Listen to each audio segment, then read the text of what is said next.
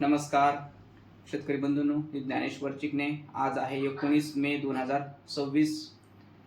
Monsoon Maldives या बेटाच्या थोडंसं उत्तर साईडला अजून सरकलेला आहे, म्हणजे त्याची प्रगती अजून झालेली आहे. आणि मान्सून केरळामध्ये कोलम कोटम या भागामध्ये येण्यास 28 तारखेच्या आसपास येण्याची शक्यता आहे इथं केरळमध्ये दाखवून. आणि हवामान खातं सुद्धा ते घोषणा करेल आल्याच्या नंतर तिथे एक आपण तारीख दिलेली आहे 28 तारीख, 31 ते 28 तारीख किंवा 27 ते 31 दरम्यान येऊ शकतो केरळामध्ये. आणि केरळामध्ये आल्याच्या नंतर तर इकडे पुन्हा पाऊस येणारच. पण सध्या जर पाहिजे तर कर्नाटकमध्ये बऱ्याच भागामध्ये, कर्नाटकचा जो पश्चिम भाग आहे त्या भागामध्ये खूप मोठ्या प्रमाणामध्ये पाऊस पडत आहे. त्यामध्ये मंगरूळ, कुन्नूर आणि कानपूर, भटकन, बेळगाव, धारवाड या भागामध्ये जोरदार स्वरूपामध्ये काल परवा पाऊस पडलेला आहे. तसेच गोवा या भागामध्ये, आता कोल्हापूरमध्ये सुद्धा काल थोड्याशा कोल्हापूरचा जो दक्षिणेकडचा भाग आहे त्या भागामध्ये देखील काल पाऊस झाला.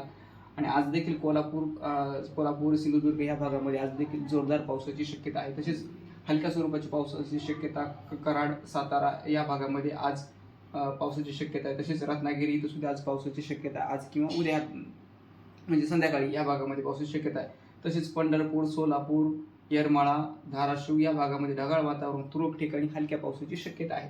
तर उर्वरित महाराष्ट्रामध्ये अहिल्यानगर, शिर्डी, नाशिक, चांदवड, भिवंडी, जळगाव, अजिंठा, खामगाव, बुलढाणा, अकोला, अमरावती, वर्धा, नागपूर, भंडारा, गोंदिया, चंद्रपूर या भागामध्ये मात्र पावसाची शक्यता नाही आज आणि उद्या देखील. पण इकडे मात्र तापमानामध्ये वाढ राहणारच आहे.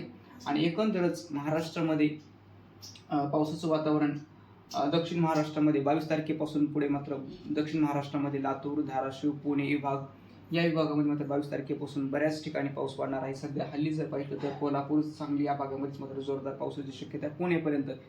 आणि तसंच तो पाऊस पुण्यापासून पुन्हा वरी नाशिकपर्यंत सुद्धा वाढणार आहे. तो 22 तारखेच्या नंतर 22, 23, 24 तारखेला. आणि 28 तारखेपासून पाऊस